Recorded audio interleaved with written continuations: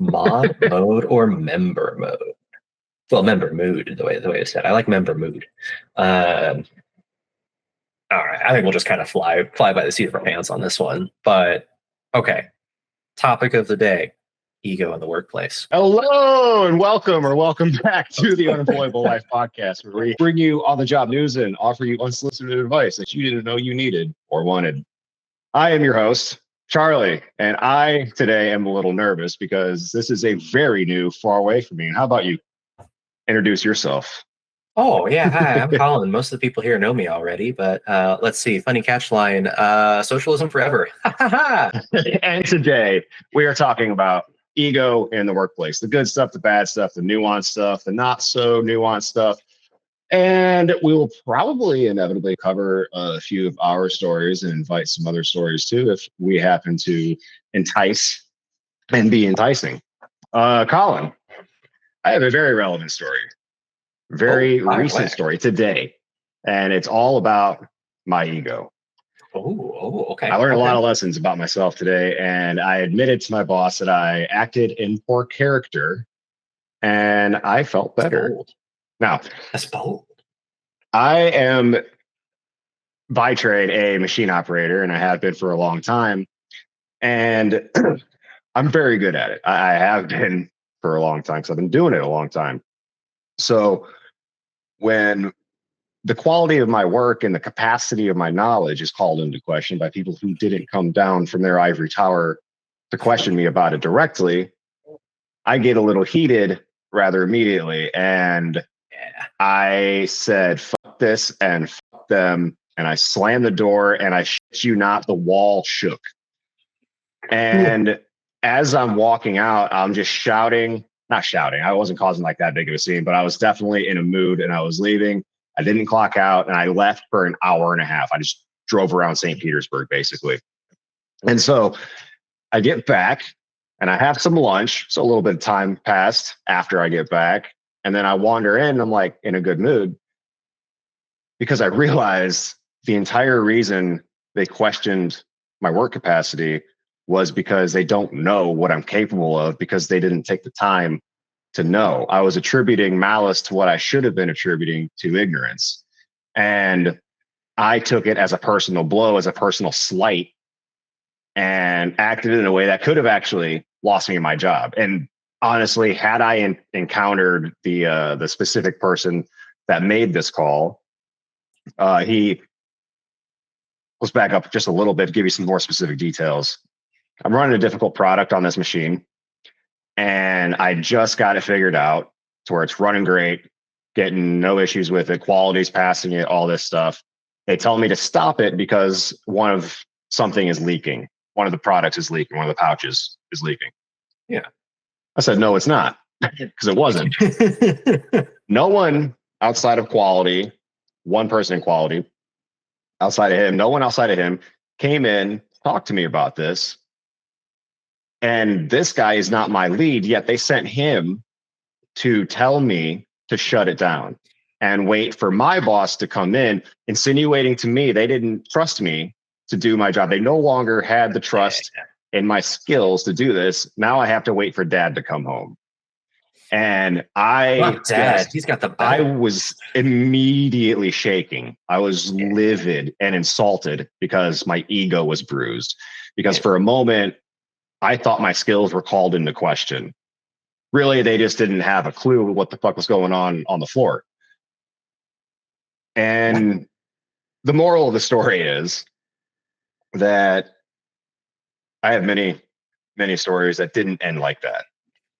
At work, not at work, in life, with my parents, with friends, with strangers. You know, I have many stories that started out very similarly, where my ego was taking a hit because my intelligence or my skills called into question. I lash out and basically prove them right in some weird backhanded kind of way. And that's the catch, right? Like, I wonder if this is a thing that may drift more towards like male identifying folks, people with a chunk of testosterone, because I definitely have felt that at times. I know there are times where an employer is like, haha, Colin, you did this wrong. And honest to God, the first thought in my head is, fuck you, no, I didn't. And then I have to actually go look at it. And sometimes it's an actual error, and I'm like, oh, shoot, you know what? You're absolutely 110% right. Swallow my ego, just go. Oh, there's other times where I'm like, no, no, you are absolutely incorrect. This is exactly what was supposed to be done. But I think this also bridges an interesting part. We've got two topics to cover on ego. We have our own ego as the employees inside of a workplace, but also we're going to rip into some good stories about shitty egos from managers and supervisors. Because honestly, you pointed out a really good piece in there. Like me, from my management background and like how I think about things, I I should know my team well enough that if someone's like, "Hey, you want me to go tell Charles to chill out on that machine for a bit?" I'd be like, "Actually, you know what? No, let me go do that. Let me go talk to him real quick. You know, it come off better coming from me." There's a room for improvement on the employer side too. Now, the hard part is it's almost impossible to hold them accountable for that, but there is this system. Like to share a story similar where my ego got in the way. I used to commute 45 minutes, not that bad in this country, to a That's not hotel. what I And commute, actually.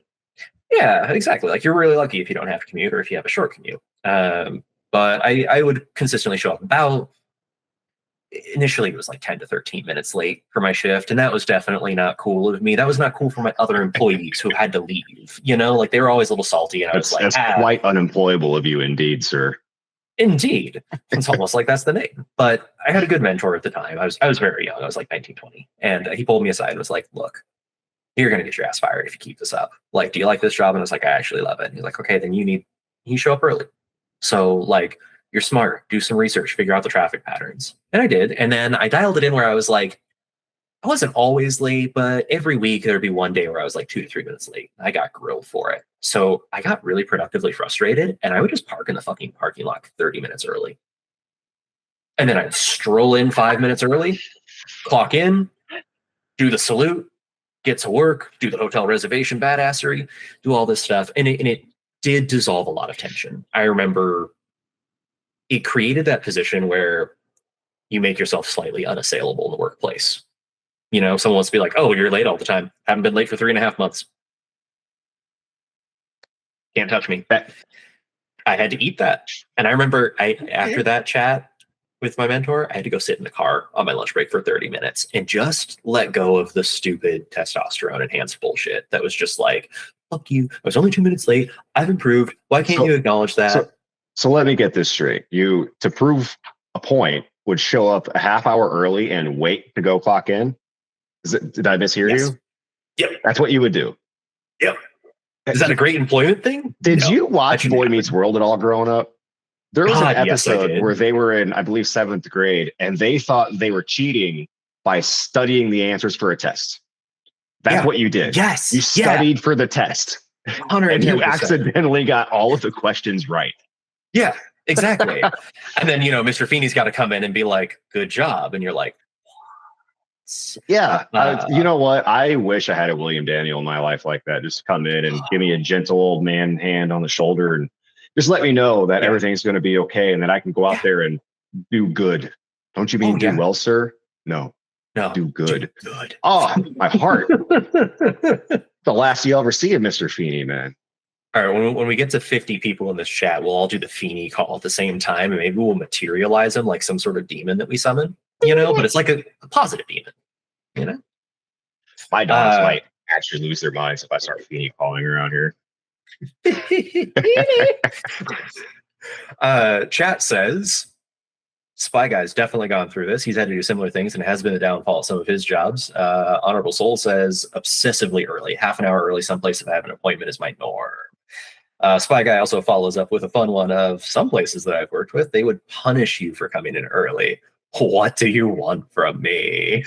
Yes. Yeah. So in my first rebar job, I worked at several rebar fabrication plants. My very first one, there was this guy named Russell, and he was the most miserable, crotchety, unfortunately egoic son of a bitch that I had the unfortunate pleasure of working with. So much so that he was actually the reason I stayed in the rebar industry for as long as I did and got as good as I did, because the day I met him, he said that he wouldn't even remember my name because I wouldn't last 2 weeks. So this guy would show up 45 minutes early, clock in and sit in the break room. And because of him, they made a rule that you couldn't clock in any sooner than 7 minutes before your shift or you get a write up. Yeah. Oh shit. I mean, and that's the interesting thing. Like I sat out in my car for a reason. I was on my phone just derping around. Heck, sometimes it was like a 8 hour turnaround. I'd take a nap. You know, I just Yeah. needed to be there early. But there were those people. We did have some people who show up obsessively early. And I do remember at that the same place that I was speaking of, we did have a situation where one person who was kind of a creeper did that. And we had to establish like, oh, okay, like you can't sit in the actual lunchroom like an hour early. That's a little too much. You can't stay after your shift an obscenely long time too, because Yeah. there's a balance. But we can also talk about rule sets in there are a little fucky. Don't punish the entire team because one person's being weird. You know, Yeah, you that's gotta, another piece of ego. ooh, or saving your ego because you're saving face. Yeah. My I'm going to keep spinning on this because I'm still fired up about it from earlier today. But I genuinely think the reason that they didn't come down and talk to me before they kicked me off of my machine is because my boss has a. I've mentioned him before in one of our earlier episodes. He's the guy that's only ever worked at one place. He doesn't have any perception or perspective of any other facility. So anytime like he and I have a conversation, he just gets glossy eyed when it's about how the business should be ran. So he just stopped. He just stopped talking to me. He started avoiding me. And I think it's to save face because I've noticed how he treats other employees that don't carry themselves like I do, that don't like have a knowledge base. And he literally just kicks them out of the building if he's had enough. Jesus, that's And an so, and he's not a interesting tyrant. ego I'm not trying to like paint a horrible picture too. of the guy. I'm sure he's a good guy. Like I don't know him Yeah. outside of work or anything, but like he's absolutely not above just walking someone out because they had a yelling match with him, even if they I were mean, right, fair. or at the Yelling very match. least not wrong. Yeah. So here's an interesting one. We've each shared a personal story about our own egos and like kind of the reality of it.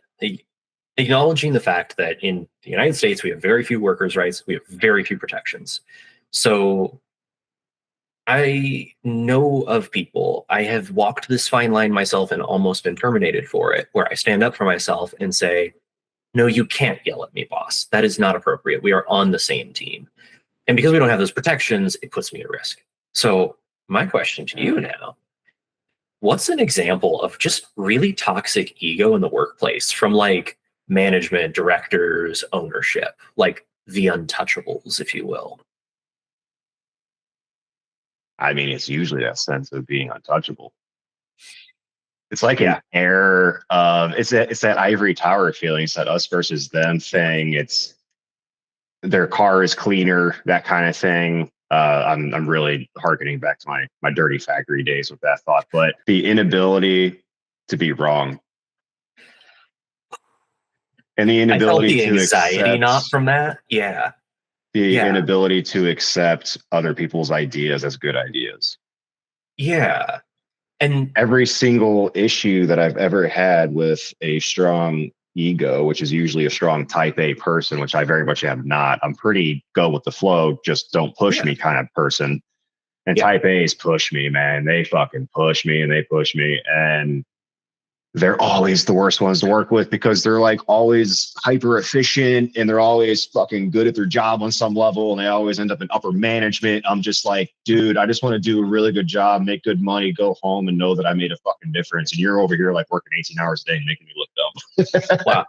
Charlie, first of all, how dare you not eat, breathe, and sleep the company? I mean, look, we really need to talk about your, performance is definitely good, but we got to talk about this, morale problem you seem to have. Dude, the fucking ego on some of the companies, just the company culture that we kind of live in, the company work culture, corporate work culture, even, Mhm. I mean, like it's so much so that the point of the weekend is to recharge to be a better, more productive employee. It's not to go and like have leisure time. It's not to have. If it were, it'd be 3 or 4 days. It Yeah, wouldn't and that'd be be great. 48 hours. And I'm not complaining about having 48 hours, but I mean We 72 would need be the great. graph. We need the We need a graph graph. again. We don't That have a damn graph, do graph we? needs to follow us. If we have the link to the graph, we would. So for a chat, there's this graph that we had that essentially shows that if you treat your employees well, it basically put up like tardiness drops, absenteeism drops, efficiency goes up, profits go up. And this is the same kind of data that is being pulled from 4-day work week studies that are across the board. I don't even feel like I need to cite that because all you have to do is look up the studies going on in the UK. But the most amazing thing about the topic of ego in the workplace to me right now, and I'm getting on a pedantic soapbox right now, I'm not Do even it. stoned today. This Fucking is sober me. sock it to me. When the data tells you as a business owner, hey, give your team morale boosts, real morale boosts. I'm not talking about bullshit corporate culture. Hey, Charles, you did a good job. Let me give you some pizza. Hey, Zach, you've done some really great work lately. High five. That shit's bullshit. That's not corporate culture. Real That was a good high culture five, is, though. oh, yeah. We work together. We back each other up. That's the stuff that builds the morale. Knowing that if I call out sick, my coworkers are like, hey, Colin's always got my back. I've got his. That is a really important piece. When the data tells you that you treat your employees well, you will fucking make more money. And you have the ego the size of Mount Everest to stare at that data across multiple industries and go, sounds like we should have 6-day work week. If they're efficient on 4 days, imagine how much more efficient they'd be on 6. Fuck you. Did you? Mm, yeah, there's an idea actually floating around right now that we should work 6-day work weeks to be happier because we don't have enough of a. And this is I don't know the validity of the research that's going into this. Oh, South Or Korea's if trying it. I, is that where that might have been where it came from? I'm talking like Yeah. from a headline kind of knowledge here. I just saw it and I instantly was viscerally mad at it, and I was just like, "Is 5 not enough? Are you not Absolutely. entertained?" You have 5 out of Fuck. 7 of our days. You have 5/7 of our life. Why do you want more? Like You know what's the wild? I work with a couple of couples, like yeah, husband wife couple and stuff at a factory slash warehouse. yeah. That's wild to me because they're out there on the same floor working together, driving together, going home together. I don't know what kind of sacrifices someone has to make to be able to tolerate someone like that, but holy shit, these people must be numb. I don't know. Yeah. There was a It's hotel group that I not worked with related, that had but that. No, I think it is to a degree. I mean, the fun work stories are what make all this relatable. There well, was you a said hotel work group that I worked family, and with. then yeah, it just made me Yeah, think I actually work with families. there was a husband and wife duo, and in general, a lot of groups are like, you cannot have your significant other at work. Like, we don't want your Mhm. drama. Da, da, da, da. In this case, the husband and wife duo were in different departments, so they kind of got away with it. Husband was a front office manager. The wife was the housekeeping manager and like ran all of it. So together they just kept climbing up the ranks. But the legend from that was when they were on their good days, like the busiest days, they just jived. They got so much done. It was amazing. And here's an important piece that ties this back into the ego part of it. Upper management saw this and they were like, most excellent. And then they saw them on bad days. And upper management was like, you know what? We don't need to bug you on bad days. You guys do your thing. You guys aren't driving. It's okay. You know what? 90% of the time, you're great. That is a good example of not letting your ego take over. Because why would you punish your peak performers by saying, wow, 11 months out of the year, you're great. It's kind of like these 1 to 2 days out of that last month that you're just kind of not. Like, newsflash employers, we're human and we have bad days. And honestly, my experience has been that directors and upper management will most often have the shittiest ego and the shittiest attitude when they're having the bad days, but there's no one to hold them accountable unless you're unionized. Mm. Unionized. Man, Oh, yeah. Spy Guy says you're supposed to be a team, and if a team works together, shit gets done. Yes. that's it. And you can't spell team with ego. Can't spell ego out of team. There's no me in team. You know the one. There is, but you have to readjust it and break the data. Break the data. So how would you think, like overall, So work is it's a community. You Mhm. have your 20 or 30 or 100 people, however many people are your coworkers, but you have a relatively small knit, maybe not tight knit community. How do you think, like, how would an ego serve a community, and how would an ego serve a community best when there's work to be done? Fair. So yeah, so that means we have to open up the topic of healthy ego and unhealthy ego. So Well, unhealthy that's funny actually, ego, because I got that right here in my notes: healthy and ooh, unhealthy. I'm But just didn't plan that at all. Promise that. I'm just flying by the seat of my pants. I'm all professional up top and hippie on the bottom right now. Oh, I'm Yeah. definitely wearing like knit shorts. My Hell yeah. this is mostly just so I can keep on task. I feel it. I feel it. It's almost like we get on tangents, like we're doing right now. We're getting better. We are. We're maybe. What are we Anyway, talking about? pants. No, so a healthy ego, like, okay, you can have healthy ego. Like, for example, I LARP and do nerdy stuff. I can safely say that I'm a decent LARPer. That's a healthy ego. I should be proud of some of my skills and whatnot. And I definitely know there's a couple people who can kick my booty. And that's fair. That's a healthy ego example. I have a great example of an unhealthy ego. And this was a time where I was under a specific hotel manager. This is the guy that I will reference a lot.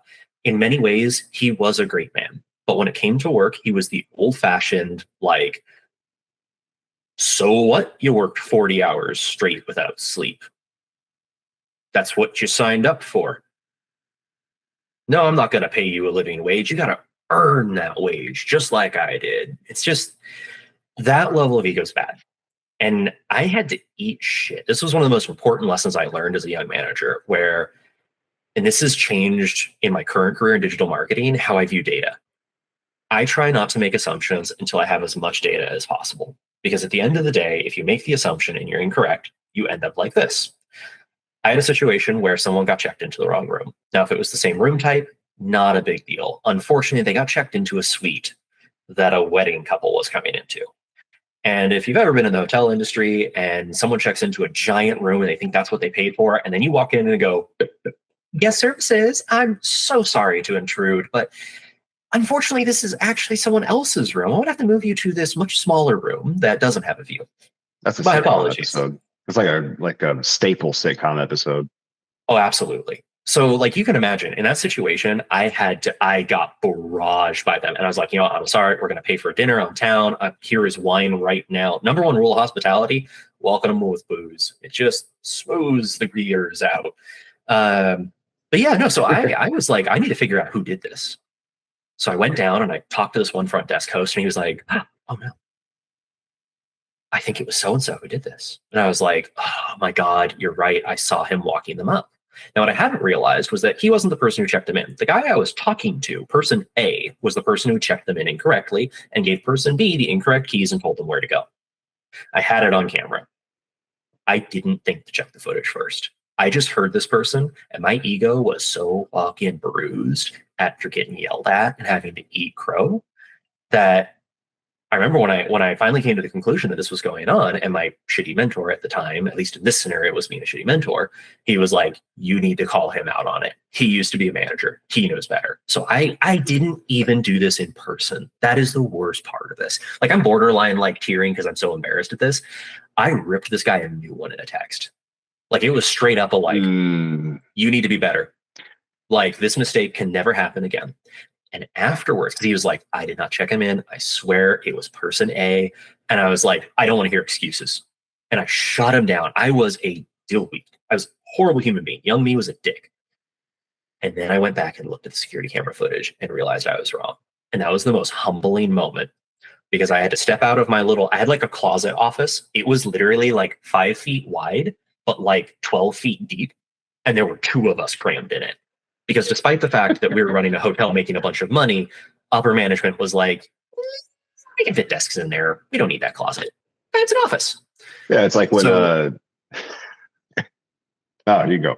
oh, I'll finish up real quick. So I had to literally see this. I remembered doing this and just being like, oh my God, what have I done? I had to walk out and I made eye contact with the guy, and the guy was pissed at me. He like saw me and was just like, no.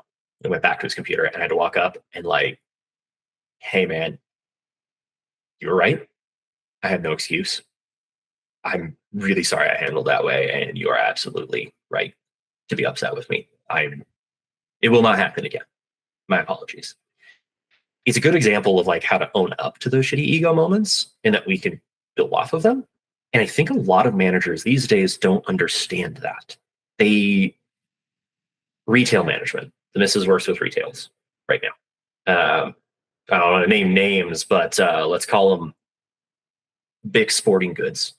Bix. Good Gotta lighter. flick a Bic. But a lot of management there will make decisions that are very antithetical to their teams. They don't accept the idea of, wow, if we gave people a stable, solid schedule that they can rely on, they'll show up on time and they will be happy. And no, no, no, no, no, you can't have a stable schedule. Trust us. Where's the data to back that? Spoiler alert, I've actually got it. I tested that shit. It works great. There is an adjustment period though, because everyone's used to having to survive and fear the ego of the manager above them.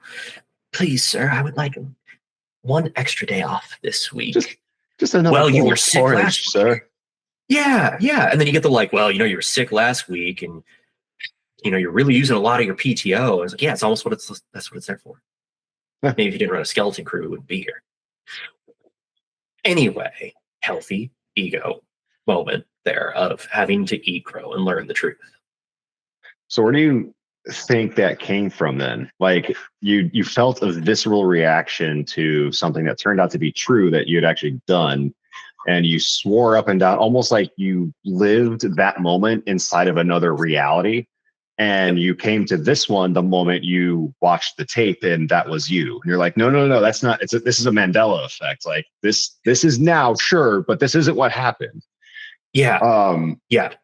Where do you think that ego would have come from? Is that like a long inborn innate kind of trait that just sort of slipped out? You had an episode, if you will, or is that something that was more acute? I think it was a little bit of the work environment. So in hospitality and retail, you end up with a lot of long hours, especially if you're a manager. As soon as they salary you, they're like, haha, congratulations, your new base schedule is 10 hours a day. True story for this exact example. I was required to be there 10 hours a day, but I was paid for 8. And I used to brag about that. That's an example of not healthy ego, too. That was fucking stupid. You've mentioned something about working unpaid overtime. You never actually gave me the example, though. That's like I was like, I didn't know you actually did that. I thought you were just talking shit. Nope, I actually did it. I have so many more questions that we'll get to. Oh yeah, we'll hit them up eventually. But for me, it was because I was in a toxic work environment. I was working 10 hours a day. I was commuting 2 hours each way. This is a different hotel. It was a while away. Technically, 45-minute drive with San Francisco traffic, 2 hours stop and go traffic. It was not a healthy environment. I was not paid enough to live close enough to the hotel to fix that problem. And when I talked to it, the manager above me, his unhealthy ego quite literally prevented me from resolving the issue. So I just had to deal with it. And then this is kind of a shitty aspect of humans. I was a young, testosterone enhanced dipshit. So I mirrored the abuse. Reactive abuse is a thing, and I mirrored it. What woke me up was realizing that I was wrong, and then realizing that the person that I had ripped to shreds didn't deserve it at all. And then I had to go eat crow. He and I were on good terms when I left. Like when I actually was like, hey, I got another job, I'm leaving. He was literally like, oh my God, we're screwed. Like, because here's the fun thing to back up my assertion. I had stabilized the schedule to a degree that when I started out, it was like, here's the deal. We're going to do the schedule 3 weeks in advance instead of 1. So you guys know what to plan for. Here's the trick. If you call out sick, it destabilizes the schedule. So think about it that way. Also, I'm just going to open this up. As long as you guys coordinate and trade shifts between yourselves, I don't care. As long as someone shows up and that schedule tells me what's going on, just write it in and I'll adjust it later. It is totally fine. We got to the point where we were scheduling 3 months in advance and our teams ate it up. I got 16 different texts from different people in that hotel app the week after I left because my replacement came in and went, this is unrealistic. And 90% turnover. Everyone wanted to leave. That's weird. You bring up the turn. I was literally just thinking about like, did the turnover stabilize during that 3-4 month stretch, and then dive during after, or Yeah. And then the amazing thing was it opened up the door. So this is the same thing. Now, unfortunately, my mentor or manager in this situation did not follow suit. He did not see that I was treating people well and treat me well and realized that if he had done so, I would have stayed longer as well. Because I actually really enjoyed that location. It was a beautiful spot. I loved my team. Actually, the maintenance guy reminds me a lot of you. He and I would shoot the shit. Maintenance guy was paid more than me, and I was his manager. I remember telling him that verbatim, and he was just like, oh my God. If if I had been treated the way I was trying to treat my team, that in the long run, it took me about a year to get there, where we had stabilized everything, we treated everyone equally and well. Like Jeremy was saying, when you work as a team, shit gets done. We had no turnover during that time, except for a one person who literally tried to kill another person on property. And yeah, that was a quick get out and never come Say back. more. That's an extended circumstance. That's not normal. But oh, it really, I was in a toxic environment and I modeled the toxicity that was being hit on me. And I see that a lot. I've been in another situation where a shitty CEO came in, took over, started wiping house. I know for a fact that the directors above me did not want to be forcing a return to office. They did not agree with it, but they were so afraid of losing their jobs because they could. They very well could lose their goddamn livelihood because some shithead who runs 56 different companies came in and said, I know what's going to fix this team that's already performing efficiently. Let's gut it. If we treat each other better, everything will get better.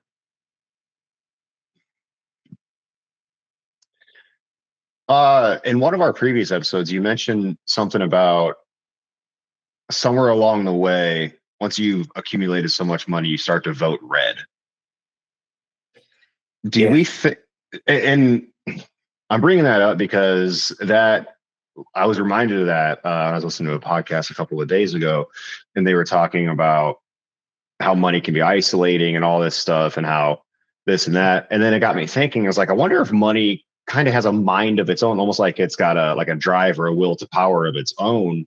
And there might actually be like an ego or something like a demon inside of it, where you may actually have good intentions, but with once you get to a certain level of revenue and a certain level of income stream, you're inadvertently taken away from those more altruistic causes and just geared more toward collecting material things, because that's what we do. We collect material things and we collect better material things every single year. And the more money you have, the more material things you can amass. So I Yeah. wonder if it's less of a purposeful drive away from humanity, being a business owner and being a very successful business owner and going on to sell, 9 and 10 digit businesses, and more of like just sort of the path. I think it can be. Money can be isolating in a weird way. Real quick, want to acknowledge chat though. So Yeah. Honorable Soul is calling out that just had someone get laid off due to refusing to return to office, but they're keeping him an extra month so he trains his replacement. That's a Oh, little evil. That's flat out evil and not appropriate. And Spy Guy's following up and saying that's been happening a lot lately, and that's kind of this evil part of it. To tie that into what you're talking about, there was a certain time frame where I was making a decent amount of money. And I remember looking around and seeing people struggle and being like, I want to help where I can.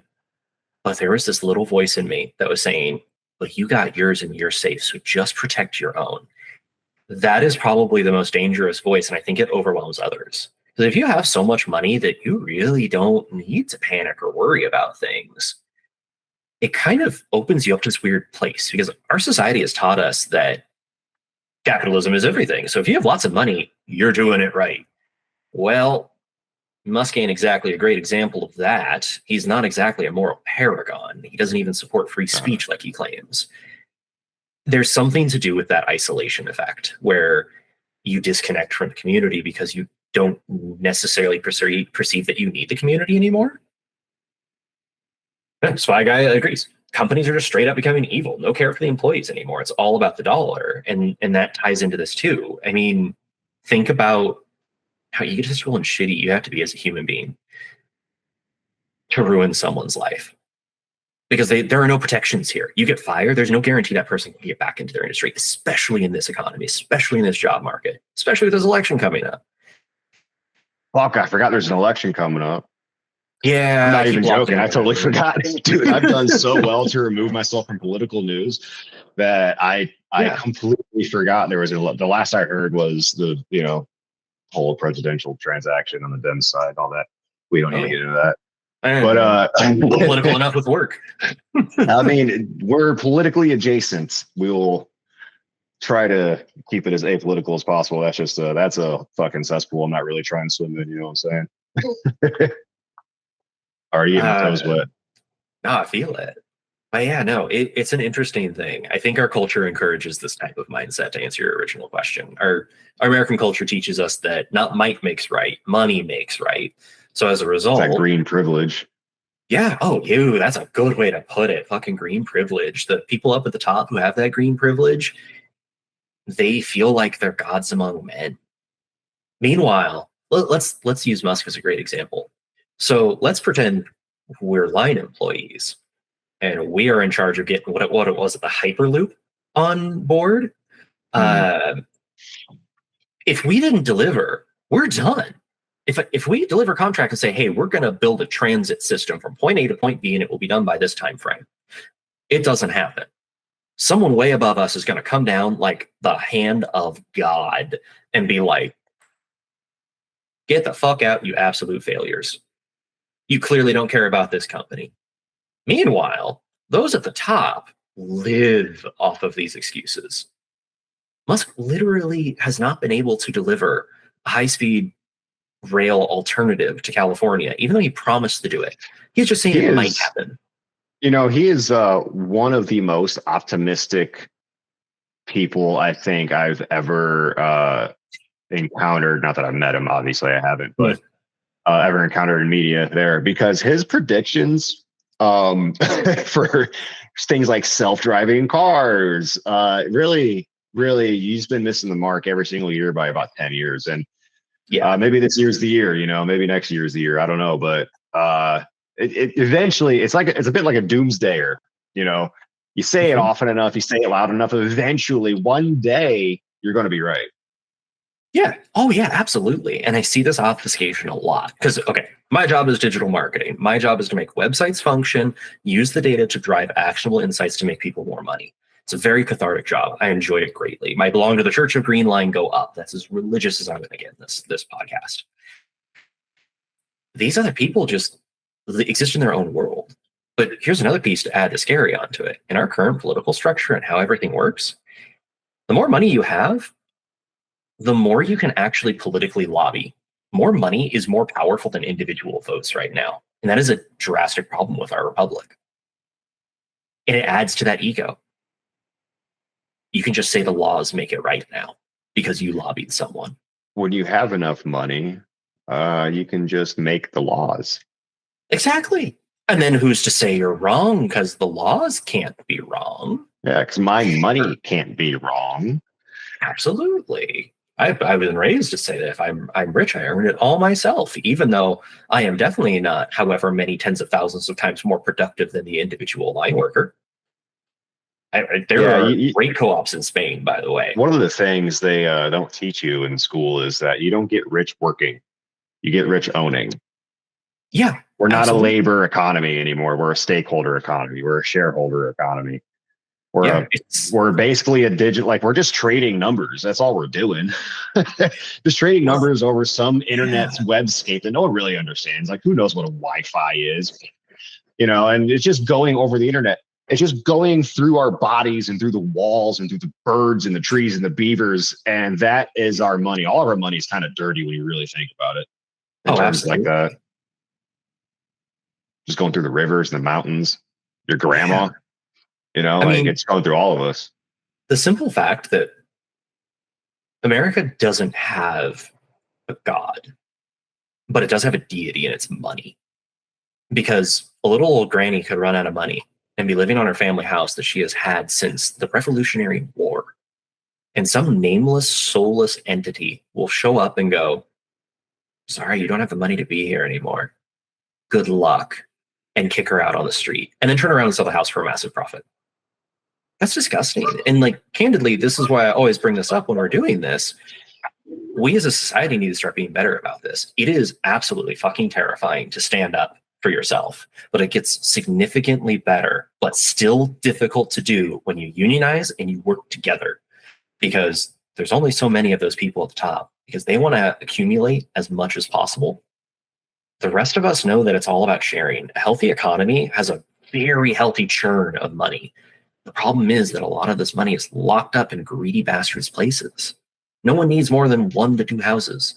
I'm being kind on that. Really, I believe one place to live is just fine. And if it's a mansion, you're good. You don't need a summer, winter, fall, spring, and a for funsies one on the side that you take a yacht to. Speak for yourself. All right. Nah, that's fair. How many seasons are we about to have with global warming and climate change? We're about to have like 8 or 9 seasons probably, and they're all going to be hot except for the one that isn't. So I'm going to need a minimum of like 3 submarines to avoid the fire, obviously. I would need a minimum of 1 Air Force 2. I don't want the first one. I don't want the one he's been in. That's fair. And probably just a really good 4-wheel drive so I can go to the mountain when I'm, looking for a little sunlight. I can't help but notice you didn't point out a helicopter, though. And, that's a pretty rich person thing to do. You can have a helicopter. You know why I didn't actually? I said Air Force 2 because I forgot the name of the specific helicopter. I was going to say Chinook, but I forgot it. And so give a shit Air Force 2, and I just went off of that. Look, you're going to put your like Ferrari in there with a parachute. So when you get over, live in there, dude. I want to have a hammock or 2 in there, man. My dogs are coming with me. Like I said, my 4-wheel drive's coming with me to the mountain. We're just going to go cruising. Pimp my ride. You open up this military Chinook, and you're like, it has a spa. Yeah, you ever seen a Chinook with spinners? I got one. Where would the spinners fucking go? On the wheels that you just land on? Yeah, duh. Oh, yeah, well, fair enough. I'm not rich enough to have a Chinook. I'm sorry. Yeah, clearly. I'll send one of my butlers over to educate you on one of these things. Oh, thank you. Yeah, he'll take one of my 39 Lambos. It's pretty easy to afford if you just, pull yourself up by them bootstraps you weren't born with. Oh, absolutely. Absolutely. That's the biggest thing. Everyone could just pull themselves up by their bootstraps. Truly. Oh, my God. Some people can't even fucking afford boots. So I have an potentially interesting thought line here. Once again, calling back to one of our previous episodes where you mentioned that unionizing was actually more of an act of empathy than it was anything else, because the act of unionizing increases your chance of job stability, job pay, job satisfaction, fulfillment, yada, yada, yada. And so you're fighting for that fulfillment and that satisfaction for your coworkers as well as for yourself. And you're making a sacrifice potentially in doing so by risking your job. And if you're already in a union, by going on strike if you ever do. So you're risking your family's stability for the sake of your coworkers because you are a union. In that moment, that takes the priority. Mm-hmm. Where do you think ego would lie in all of that? Because I think it is one of the least egoic maneuvers that you could potentially pull off, as long as you're doing it for the sake of the union and the coworkers. Like, I was unionized or trying to unionize, failed. I've gone over that story briefly, or in the past, but I'll do it again briefly. Tried to unionize rebar fabrication shop, failed. And I was able to keep my job, but I found out that they were doing some illegal stuff to prevent the union from going through. Yep. Big shock in this country. And then I ended up working there for like 6 more years. So yeah, joke's on me. And the thing that I remember most about it is that like we really did kind of come together after a pretty brief moment of like, oh shit, we actually stand to gain out of this for once. Yeah. And I was young. I think I was like 23, 24 maybe when I was doing this. So I had seen nothing of the world, nothing real. Right. So I didn't even know what good was. I just knew that I wanted more. And I thought this was the way to get it. So I put my ego aside. I'm like, I can't do this alone. I need you guys to help me do it. And it was me and 2 other guys that led the entire thing. We were the points of contact for the union reps and all this stuff. Yeah. And I don't remember one moment where those of us who were voting yes were presenting with a selfish ego. I do remember many moments, unfortunately, with one person in particular, where the dude, he's one of those guys that just has a thing for everything you say So he's already ego driven because he's trying to take the attention off whatever it is you're saying and put it back on himself.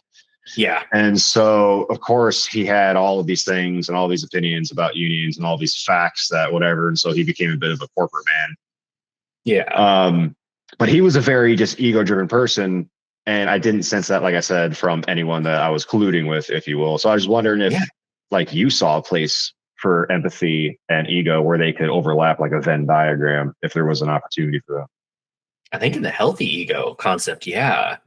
But the unionization attempts that I've been in a couple times, one was more trying to kind of like passively lead it. And candidly, I should have gotten rid of my fear and actively led it and just risked my career at that point in time, and it would have turned out better.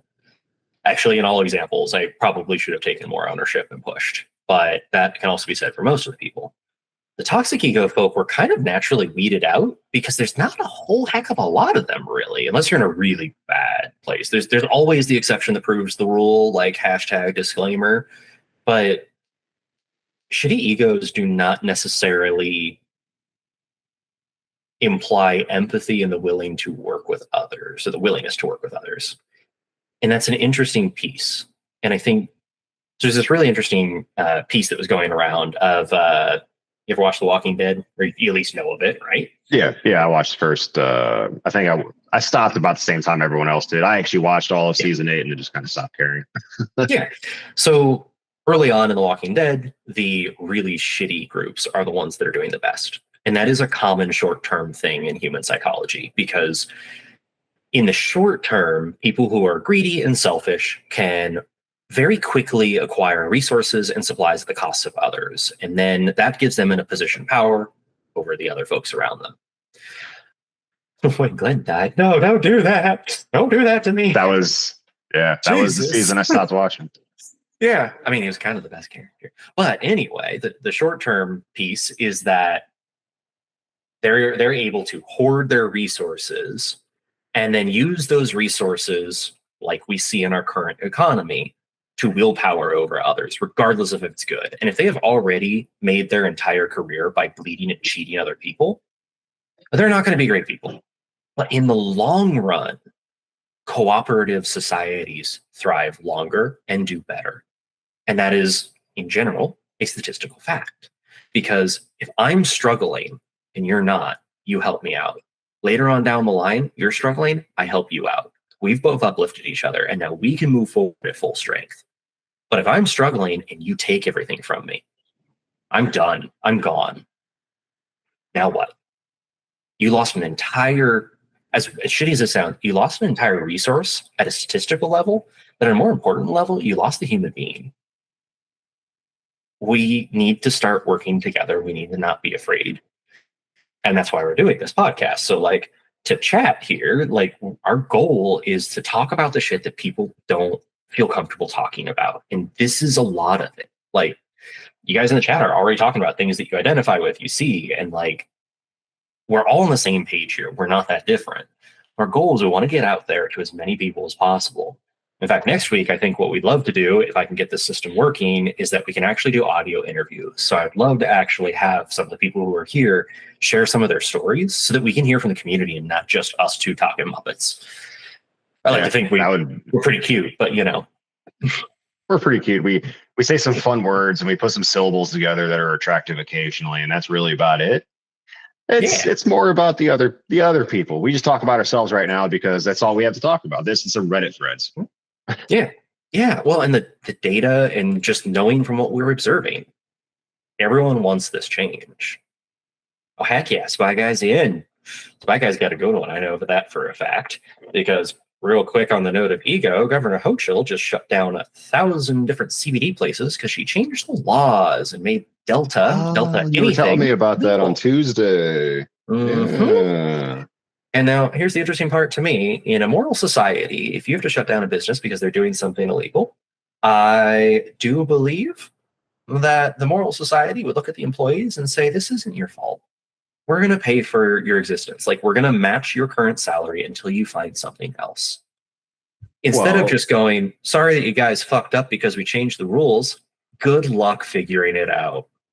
Well, that depends on what morals they're living by, though, because they're not living In this Truth. example, obviously, they're not living by human propagation morals or ethics, right? They're Yeah. really self-serving. They're really inward-looking, short-sighted, potentially. Mhm. Um, I feel like a lot of actions that would be attributed to someone who carries those traits would probably be construed as actions committed in malice.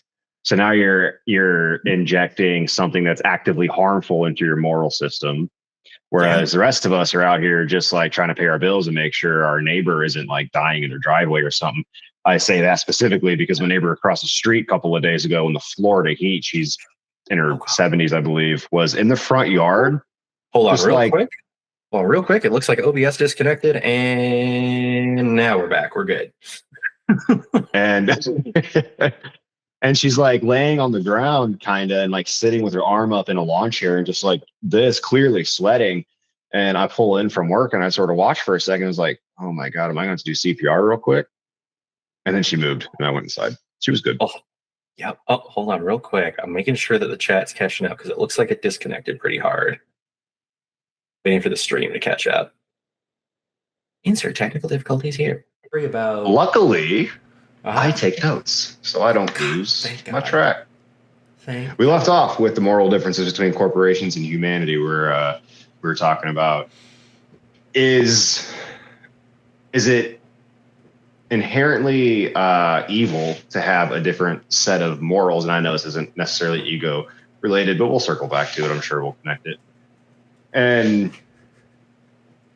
if the moral set that drives humanity forward, is that more like, is there a place for that in a corporate level? You know, like, could you see a corporation operating under a set of morals that would incentivize truly, like, you know, altruistic philanthropy and like actually trying to solve problems in the world instead of creating problems and then selling you the solution, kind of thing? Like, is there a world Absolutely. where that could exist? So there's places where that does exist. Now I forget the name of this place specifically, but I believe it's in southeastern Spain. But there's a business that was essentially going to be sold off, and the entire employee group, all of the employees, got together, purchased the company outright, and turned it into a co-op where revenue is split evenly among everyone. And it is an incredibly efficient workplace where everyone is treated well. They have great morale. They have stability. They know that they're secure because their workplace is an actual community. Like, you want to talk about real work culture for a moment? That's the best goddamn example on the planet of work culture. Not, hey, thanks for making us an extra $2 million in net revenue. Have a pizza.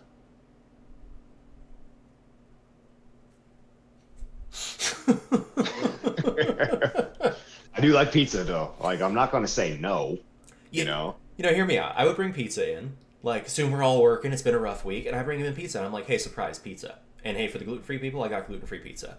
Yeah, that'll build some community because it's straight up not a like, thank you so much for making us millions of dollars. Get fucked. It's a like, hey, we're going through some shit. Here's some food. Let's get through this together. That's a good way to utilize the pizza tool. But I have actually had that conversation with the director, by the by, of hey, morale is low because we're forcing return to office, including breaking multiple people's contracts. We should probably do something to help them out. The director stares into the distance, and he was actually a really great guy. He's just kind of he didn't read into social. He'd understand other data, not social data necessarily, and that's fine.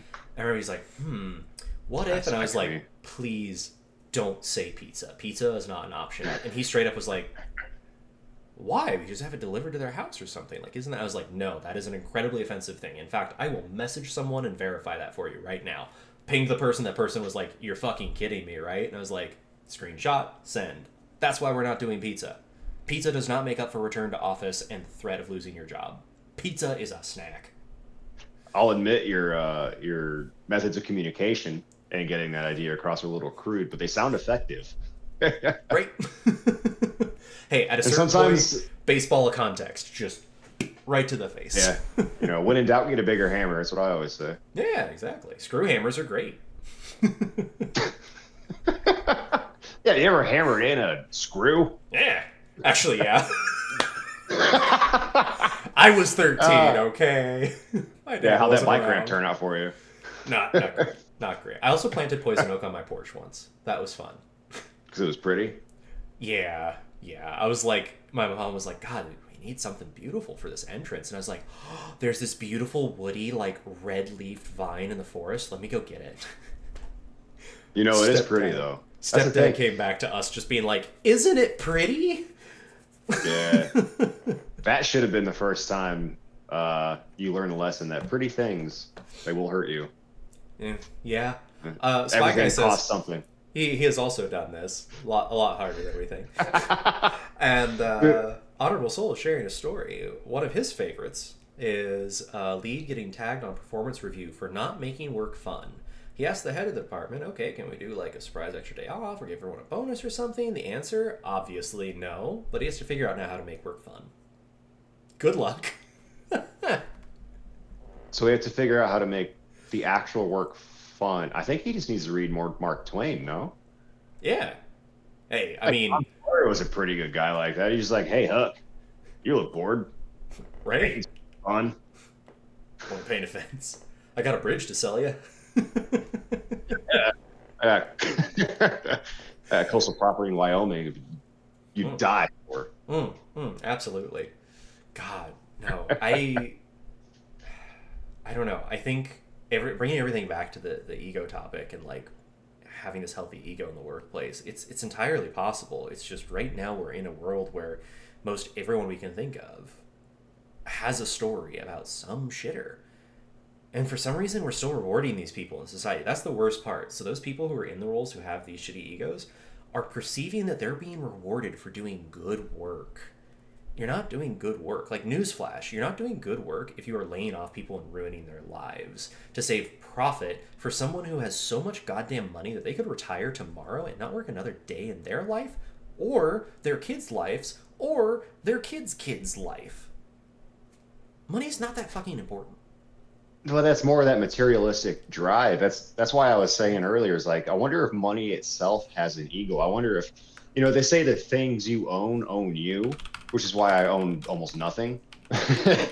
But I just almost wonder if like eventually you just amass so much stuff that eventually it takes on a life. It forms some kind of life or like gravitational kind of like consciousness pull, if you will, into itself, and you're just constantly trying to get more shit. It's like it's just an exponential need and want. Yeah. No, it's like, look at how big my dick is because I drive a Bentley and I have a pretty bitchin' driveway. Yeah. It's like there's so many other things you could do with that money. Not saying spend your money however you want, but for the sake of this, I'm struggling to find a way to fit even a healthy ego cleanly into a moral system that would like benefit humanity. Well, let me put it this way: like, healthy ego, you have a healthy ego because you know you're good at your job, and that's good.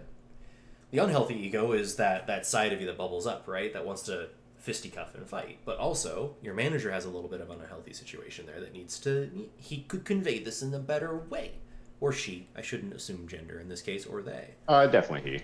Oh, okay. Yeah. I mean, fair though. Yeah. For your industry, yeah, it makes a lot of sense. But yeah, no, like I think there's a place for that healthy ego, but it's understanding that healthy ego is like, hey, I'm good at some things, and I know that. I'm really good at reading and interpreting data. I'm not good at speaking words, interpreting. Dude, I just say words sometimes. And I've been saying sturgeon a lot. I have no fucking idea if it's a word, but I use it as a descriptor of something that's like I was working hard at it, like that kind of thing. Yeah. I have no idea. I've been saying it for like a year. I have no fucking idea where I got it. I don't even know if it's a real word. I've never bothered to look it up. Take a note from the CEOs of this country. Fucking fake it until you make it. Just turn that into. I have been. Literally, no one has called me out on it. I think they think that I just know words they don't. I'm just saying things though. Yeah. I'm just opening my mouth and noises are falling out. And people are like, he's really confident about this, so it must be something I don't know. All right, just nod your head and agree. You'll figure it out from the context, right? Yeah. See, here's the thing. Actually, that's a nice, clean, unplanned segue. Actually, is confidence, I think, without ego, or with ego rather, is arrogance. If you sell something with arrogance, you're selling it with your ego. If you sell something with confidence, you're selling the product. You're not selling yourself. You're not trying to insert yourself into the sale. You're selling the product itself. Yeah. And I think maybe that is where some of the crossover can lie, where ego can actually like be a benefit to humanity, where you're more confident in your, how am I trying to say this here? You're not, you're pushing, I'm really struggling here, Jesus Christ. Like you're pushing humanity forward. I know, well, this is what I'm doing right now. I'm literally trying to form this thought as I'm like saying it. And there's a lot of filters that have to happen between here and here.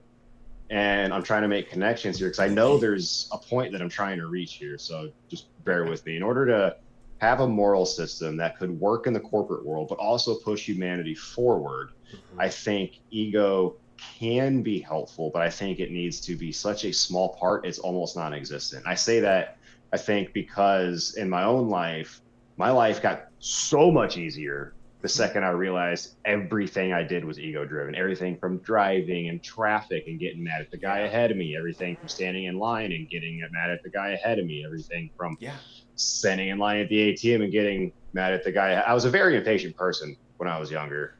But it was all ego driven because I was like, I'm important. I need to get through here. Get the fuck out of my way. I have to pay for my monsters and go be a piece of shit at work. Like, and that comes back to the community aspect, because in that case, we're all raised that way. I was the same way when I was younger. I still have moments where I make snap judgments that are absolutely bullshit and not okay. The measure of a person is not their thoughts, but the actions they make.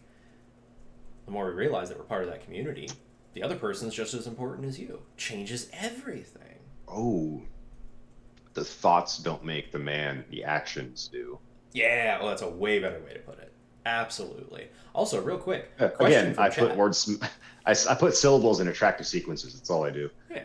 Question from chat: was it sturgeon, or were you saying sturgeon? Sturgeon with a T on the end of it. Sturgeon is a big old fish that lives like 300 years. Okay, we're good. We're good. We're all on the same page there. I was like, I thought I heard a T in it.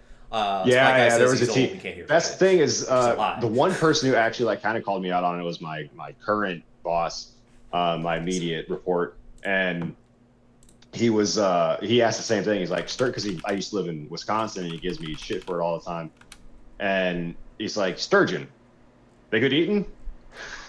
Like, shut up, dude. You're like, damn it. You finally caught me. Fuck, that was good. I was not prepared for that, old Greg. Oh, shit. God. Oh, fuck. But, yeah, anyway, I think I've detracted enough from that point. I do have one other point that I want to potentially bring up, and that's essentially balance, in that if there is an absence of bad ego, especially in the workplace, then can there be the presence of good ego? I think so. But I think you're touching on that hard part, right? Is almost like the Japanese concept of not too tight, not too loose.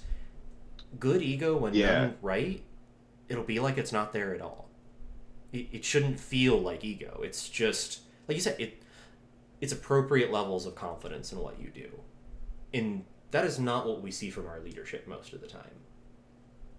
Do we think it's, well, why don't we see that? Like, why wouldn't those be favorable characteristics above whatever other characteristics got them to where they are? There's a lot of people who have jumped up the ranks, not necessarily by doing well, but by pretending they're doing well, like corporate kabuki, if you will. And that creates a situation. Living on credit. Absolutely, yeah. Social credit in this example, to be a little Chinese. And that is dangerous, because think about it. If, let's say you're in your current role, but let's say you didn't actually have the skills to be there. Wouldn't you be fucking terrified you're going to get caught at any point in time and lose your income that is keeping you afloat? Suddenly... Every day. yeah, suddenly the people around you are threats. They're competitors. You need to knock them down a peg. Make sure that management knows that you know what you're doing. Yeah, you're a fucking good employee, and that's where that shitty ego comes in. It's a terrified child trying to be like, look, I got an A, therefore I'm a good child, right? It's not the case. And I think another point of this is that to have a healthy ego, you have to be able to admit, I don't know the best resolution here. And that is a really important thing for anyone in leadership to acknowledge. It's okay to say, Charles, I have no idea what the fuck we're doing. Got any ideas? That's kind of us every recording session. That was us an hour and a half ago. Yep. And then, hey, and here we are. Yeah, we're loose like tie and everything. Look, if we run out of ideas, we're just going to slowly start unbuttoning our shirts and just be like, anyway, you know, it is interesting. It is at the very least a distraction. Yeah. You gotta again, we covered loose for that. Pretty cute, you know. Oh god, this is how we're gonna have to put like a 18+ warning on this stream, like within. Honestly, like no one under 18 is gonna be watching this anyway. They're not working yet. That's fair. They're gonna come here and be like, "Look at these old farts talk about this shit. We're just not even gonna work." Dude, when I was 17, I legit thought 35 was old, and now I'm 35, and I'm like, I don't know, I kind of feel 25 most days, almost all days actually. Honorable Soul says, with you unbuttoning that shirt in your background, I'm waiting for the seven dwarves to come marching into that meadow and make this a very different stream. Just brazzers. Sponsored by hashtag get I'll take fucked. it. I'll take it. I'll Why take not? that sponsorship. Why not? I almost made Honorable Soul spit water on his monitor. Right now, right this second? Yep. Guess we know he spits and doesn't swallow. Anyway, back onto the topic of ego. Answers that question. God, this is what's going to happen at the tail end of everything. It's just going to degrade into bullshit. Oh, yeah. It's just how we fade out every episode. Eventually, it winds up in us doing this for like a half hour, and we're just like, holy shit, we're still recording. Anyway, thanks for joining. Anyway, what were you going to say? For the third time, I think the presence of a bad ego kind of implies the presence of a good ego, though. Almost like without a bad ego, you have nothing to pin a good ego against, nothing to compare it. There's no A/B testing. So like, yeah, even a good ego in the absence of a bad ego may still end up being a bad ego. Yeah. Well, and this is getting real like thought experimenty here, but you know, bear with us. It's kind of like the bad apple concept too, of like a single bad apple can ruin the bunch, but as long as you're able to source out and isolate that, you can keep it from causing a problem. I mean, it's how we learn. We don't have the same shitty egos we had as teenagers. That's an important piece. We have to learn out of it, but we have to be willing to learn. Some people you have to beat over the head with a broomstick, and other people just kind of get it as time goes on. It's just there can't be an excuse for treating other people poorly, and I don't care at whatever level it is. Like, if we want to go governmental, support your fellow citizen. You want to go employee style, be there for your team. Those are the real ways to do that, not this bullshit like, be there for your team, work 70 hours a week. 9 days a week. Yeah, exactly. 24/7. Why not? 24/7, 385 days a year, something like that, right? Yeah. Yeah. I mean, 400 days a year? 420. We are slowly moving away from the sun, so eventually it will be like 385 year long day long year, 385 day long year. Yeah, God, that's excellent. But I just wonder, and this is completely hypothetical. Obviously, I don't think there's any way we could possibly test this because everyone has an ego. Yeah. Some people just have a better check of it. I wonder if, because ego itself is pretty narcissistic, like even in a good sense, like it's pretty self-centered. It's me, I. And I think in the absence of a bad ego, that minute level of selfishness could actually harm a community, especially a small community, where everyone else is putting their ego aside, or they just don't have one, or whatever in this story, magical fairyland that you're hiding in the cottage there. Yeah. You know, The seven no dwarves are ready ego. for me. All seven of their egos, you know. Yep. Some But yeah, people got a pickaxe. I got a pickaxe.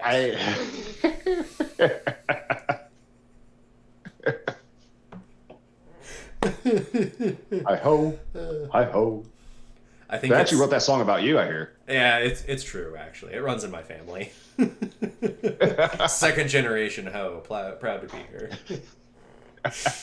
Oh God, I'll till your fields if you know. Okay, anyway, back to the point. You're making a good point.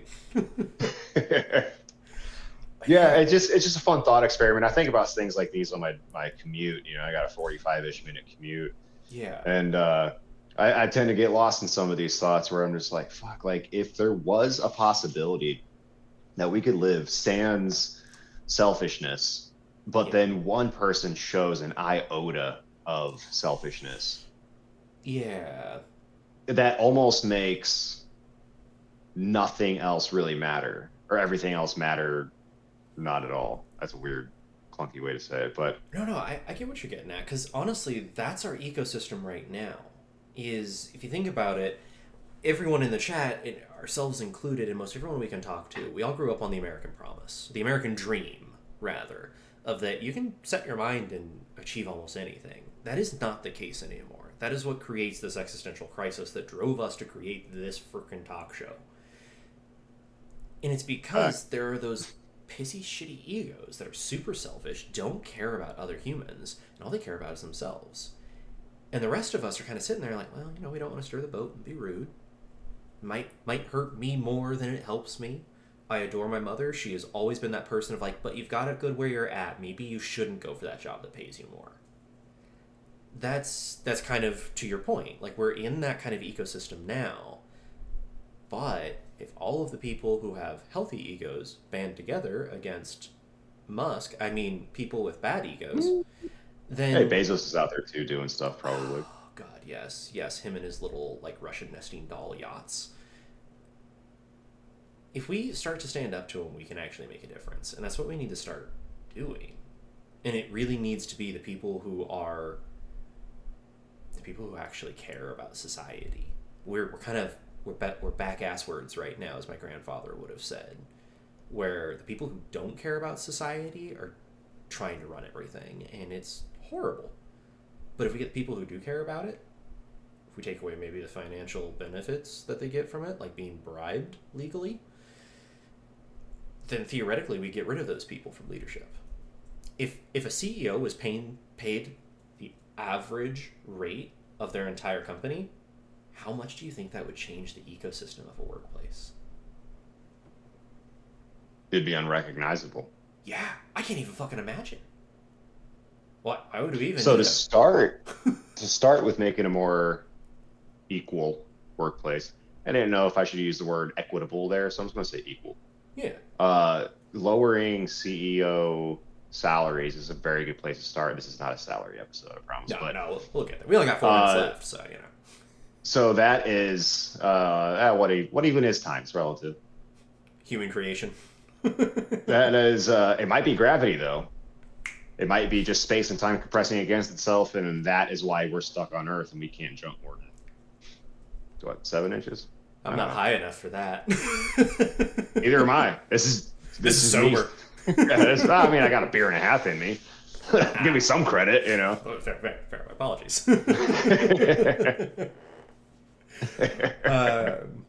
Sorry, continue.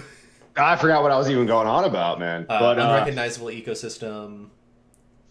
Yes, lowering CEO salaries, I think, is a good place to start. You would obviously disperse that among the labor class, and that I think is how we would get back to that is how, like, I'm a fucking economist or something. Not a doctor, not a psychologist, not an economist, not a politician. I don't even work in a fucking office. Yeah, let's just make this real clear for everyone. We are two idiots that are talking to the internet. That's it. That's all you get. And I think that would level the playing field enough where, like, at least until you get to a certain point of wealth, ego don't even matter because you're all making the same 100K a year or whatever the equivalent would be with that distribution. So like everyone kind of has access to the same means. So there's no like material keeping up with the Joneses kind of thing, I guess is my point. Yeah. Because unless you're doing something a little extra special, everyone kind of has the same shit. We're just right back to the 50s and 60s middle class with that. Exactly. And then you have the resources to pursue your dreams. That's the American dream, and that's the American promise that was broken. And I've got the perfect, bloody, rough statistic to wrap this up on. If we were able to crack this ego question and have an answer to it, if we were able to call out these shitty leaders who do not care about their people but pretend while they stand at the pulpit of their empire, if we were to divide all of the profits that the United States as a whole, all of its private businesses make, divided equally among the citizenry, every individual person would be paid $500,000 a year. You cannot tell me that would not stimulate the economy. We would, oh my God, it would be a utopia overnight. I'm buying another Lambo, baby. Yeah, you get married, you're a millionaire now. How fucking crazy would that be?